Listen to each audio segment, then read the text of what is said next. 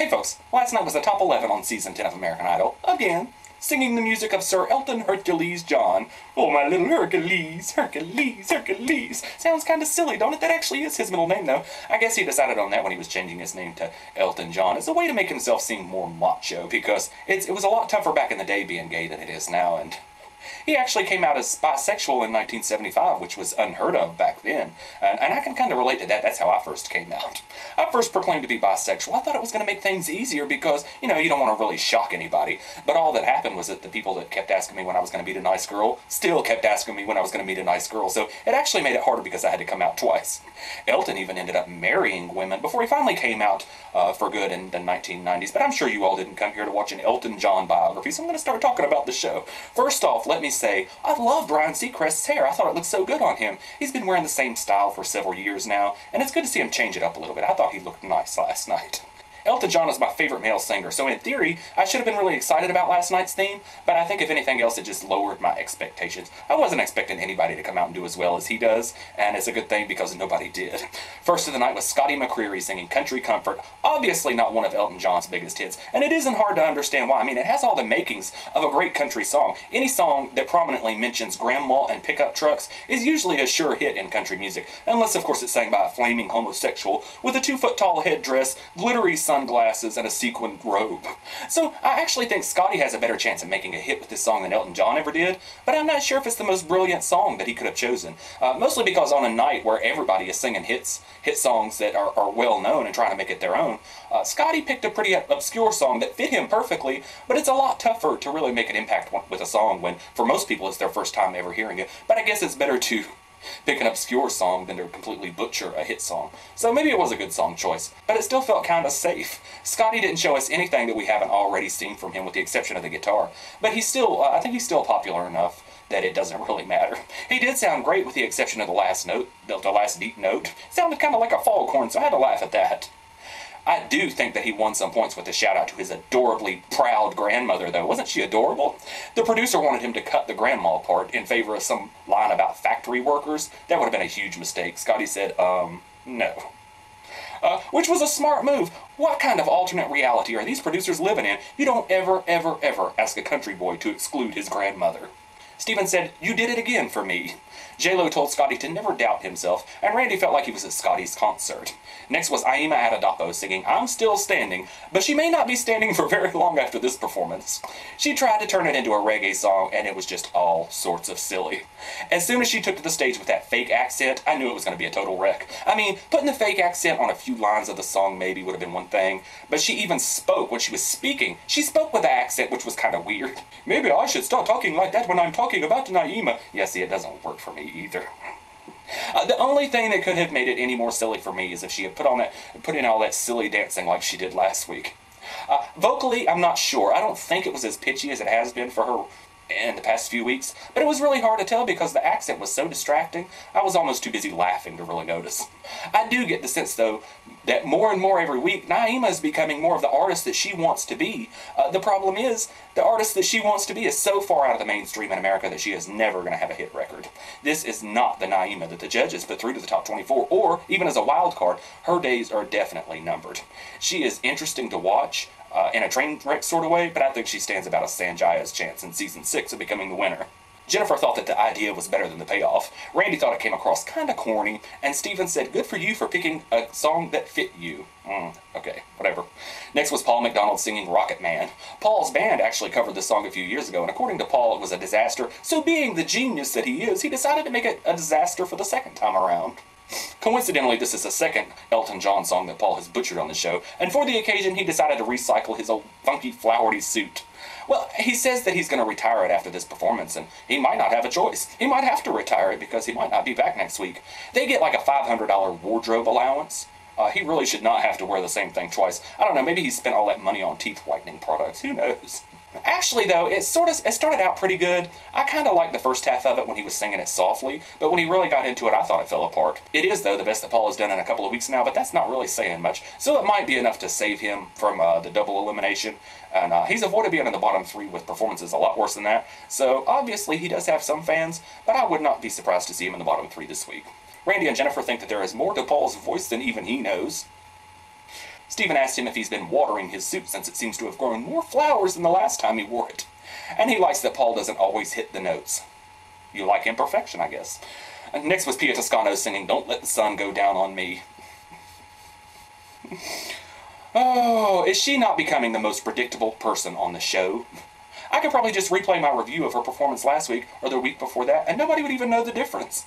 Of course, I had no doubt that she could slay this song and do it just as well, or even better than anybody that's done it on the show before her, and it has been done about 700 times on the show before over the years.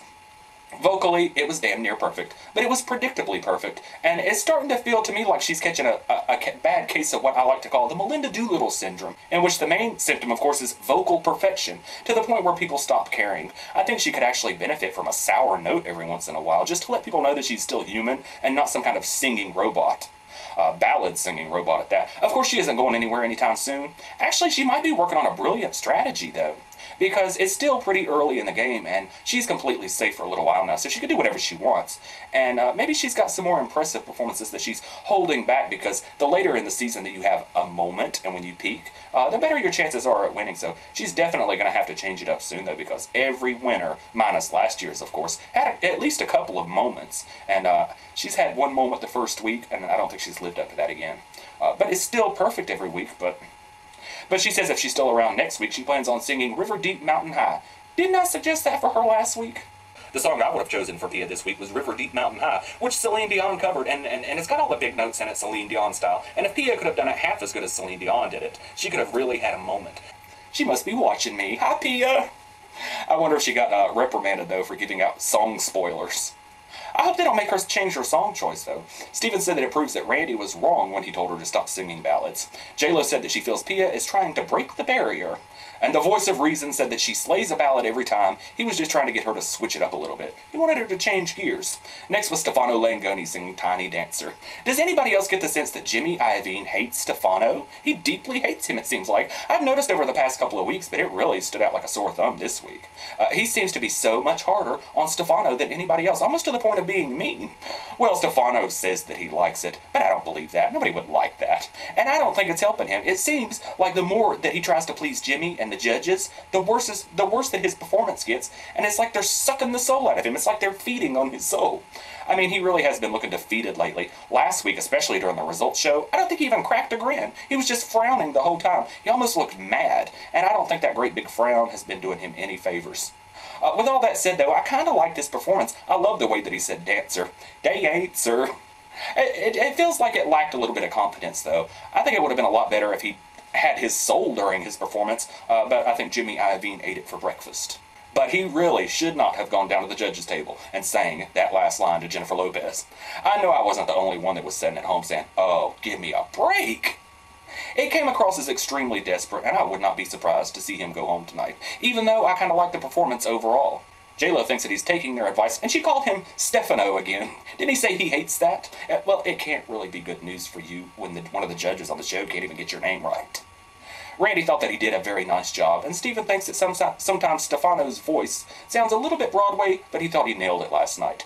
Next was Lauren Alaina singing Candle in the Wind. Ryan Seacrest called this the best-selling single in Billboard history. Not quite. Candle in the Wind 1997, maybe, the Princess Diana version, was the best-selling in history. Lauren sang the Marilyn Monroe version. Different lyrics make them different songs. Anyway, this is the kind of song that I've been waiting for Lauren Alaina to sing, like a slow song, a ballad. But I don't know if it's the song that I would have picked for her. She said that she could relate to this song. How? It's a song about a dead movie star from the 1950s. I don't think anybody on the show could really relate to it. I think I'm going to have to channel Cara Diaguardi for a moment and complain about the lyrics not being relevant to her. But I was just a kid. She still is a kid.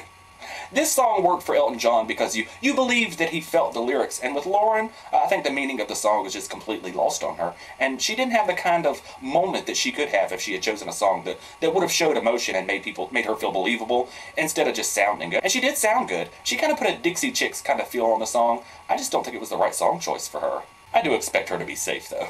Randy Jackson said, Elton John is one of the world's greatest songwriters ever. No, Randy, he isn't. And he didn't even write this song. He is the composer. Somebody must have corrected Randy during the commercial break, though, because he started throwing around Bernie Taupin's name by the end of the show. Randy Jackson likes to do that. He likes to throw names around to kind of make it sound like he knows what he's talking about, even though sometimes he's very clueless. But Randy thinks that is Lauren's best performance yet.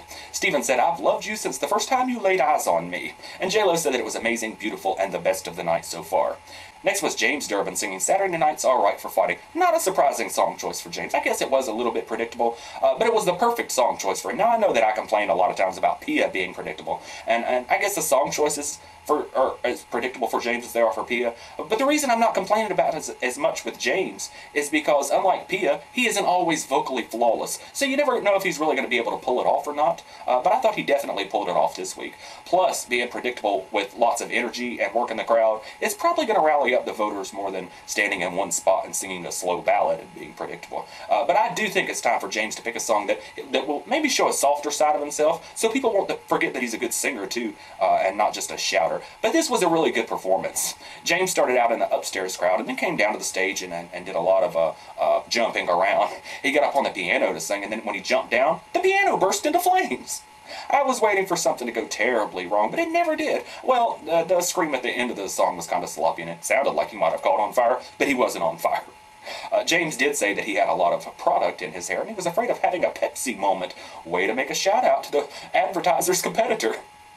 I bet he got fussed out backstage for that little slip-up. He looked kind of embarrassed. He looked like, "Oh, Lord, I don't want to go backstage." Steven said, "Don't wear out your welcome. Don't be up there too long or you'll wind up like me." It kind of felt like Steven was trying to tell him to switch it up a little bit and maybe sing something slower, but sometimes that gibberish can be just impossible to decipher from Steven Tyler, so I don't really know if that's what he meant or not. Jennifer said that when James is up there, she forgets that she's watching a competition, and Randy loved that James seemed to be enjoying himself. Next was Thia Megia singing Daniel. No, no, no, no, Thia Megia. You were in the bottom 3 last week, and this is not the kind of song that's going to bring you back from that. First off, name songs are usually a bad idea. You need a song that a lot of people can relate to, and it's harder to relate to a song that's name specific. And her story about her brother moving away when she was younger, she's still younger. What was she, like 14 instead of 15? And his name wasn't Daniel, was it? Now, if she had a brother named Daniel that was off fighting in Afghanistan, maybe people could sympathize with her. But using a not-so-sad story to pretend like she gets the meaning of the song would be like telling somebody whose grandmother just died that you know what they're going through because you lost a goldfish when you were a child. She did not do herself any favors this week. I thought she sounded great. I still love her voice, but this was a terrible song choice. Terrible. I would not be surprised to see her go this week, even though I hope she doesn't. J-Lo said that was beautiful.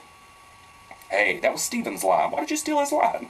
Randy thought it was a safe song choice, and Steven thinks that she sang a great Elton John song well, and well just is not good enough. Next was Casey Abrams singing Your Song, fresh off the judges' say from last week. I figured he would sing I'm Still Standing for Elton John week, which would have been a more fitting song for him this week, and he couldn't possibly have done it any worse than Niama did. But I guess that he wanted to show a softer side, since he's been, frightening people over the last couple of weeks with all that growling and mean faces. But honestly, I don't even like his softer side any better. He just is not a very good singer, and such a soft, slow song, it really made that stick out like a sore thumb. At least with the growlings and all the antics, it kind of distracts from the fact that he isn't a good singer. And I think it would be hilarious if he were to go home this week. It would be like a smack in the face to the judges, but I think it's a free pass. Most of the time when somebody gets a save, it's if they get a free pass for a couple of weeks because people call in a vote for them. And so I think he's safe for at least the next couple of weeks. But I think it destroyed his chances of winning. He's going to get, the votes for the first week or two, but a lot of people aren't ever going to vote for him because of that save. And if you're coming in dead last in an 11-way race, the odds of pulling ahead past 4th or 5th are very slim to none. Randy said that Casey was one of the best saves ever. Randy, there's only ever been 3 saves. But he loved it. Steven thought it was beautiful, and J-Lo didn't lose any sleep over saving him. Once again, I feel like me and the judges are just watching 2 completely different shows. Or maybe they are under a spell. I remember when Casey sang I Put a Spell on You. Maybe he's a witch, and he really did put a spell on them. It really is the only way to explain them loving him so much. They just love him so much. Next was Jacob Lusk singing Sorry Seems to Be the Hardest Word. Jacob first heard the song when it was sung by Mary J. Blige, and conveniently, she just happened to be there in the studio. Yeah, that was believable. Mary J. Blige is not exactly the best person for Jacob Lusk to model himself after because she sometimes too has a bad habit of over-singing, but she's had enough diverse hits that she can really get away with butchering a song every once in a while. Jacob really needed to build on what he did last week with a toned-down performance and do more of that. Instead, he did a complete 180. He took Jimmy Iovine's advice about not over-dramatizing and just threw it right out the window. He started out decently enough, but about midway through, he just took it completely over the top. And I think Sorry is going to be about the only work for him when he watches that performance back. Stephen said, once again, you slayed me. Jennifer Lopez thought that he made it his own, and then she mentioned Robbie Rosen singing it back earlier in the season. I actually like Robbie's version much, much better. Randy wants him to find one spot in the song to make the Jacob spot, where you want him to put his lusky stank on it. But he still loved it. And the last of the night was Haley Reinhart singing Bennie and the Jets. You know, when I was a kid, I used to have a cat named Bennie, short for Penelope. I named her after Sam Crenshaw's cat on Today's Special. How many of you old-timers out there like me used to love that show when you were a kid? I love that show. Anyway, anytime I would play this song, Penny would come in running. It didn't matter where she was, but she would come running into the room. I guess she thought that Elton John was saying Penny and the Jets, and he was hollering at her. But I think if she were still around and she heard Haley's version of this song, it would still cause her to run, only in the opposite direction. Jimmy wanted Haley to bring all parts of herself to this performance, and I think she took that as a free pass to growl, yodel, and play sex kitten. The performance started out with Haley laying across the piano like Jessica Rabbit. One of my Twitter friends said it would have been a good time for the piano to light up like it did with James. That was horrible, wasn't it? But it did make me laugh. Haley's performance is just so hard to take seriously. There were some parts that I liked, but all the growling, and she just growled more this week than ever. I think they need to get Caesar Milan to come in and mentor her. He seems to be good at cutting back on all the growling and stuff, you know, the guy from The Dog Whisperer. Oh, that sounded terrible of me, didn't it? I'm not saying Haley's a dog or anything. Actually, she's quite beautiful, but sometimes some of the faces that she makes are quite unflattering for her. I would like to see her gone this week, but I think she'd be in the last of the night in the pimp spot, and the judges loved her, so I think she's going to be safe tonight. You can always tell, though, when Jennifer Lopez is enjoying a performance because she makes a face like she's watching one of those disgusting episodes of Fear Factor. Tip for future contestants: you always want Jennifer Lopez to look like you're eating insects. That means you're having a good performance. Or at least that she likes it. Doesn't necessarily mean it's good, because sometimes she likes some wacky stuff. She said, "That was it, Haley. It all came together." Randy said it was the best performance of the night. And Stephen said, "You sing sexy." So that was it for the night. My favorites of the night were probably James and Stefano. And going home, I don't know. I think it's going to be pretty tough to predict this week.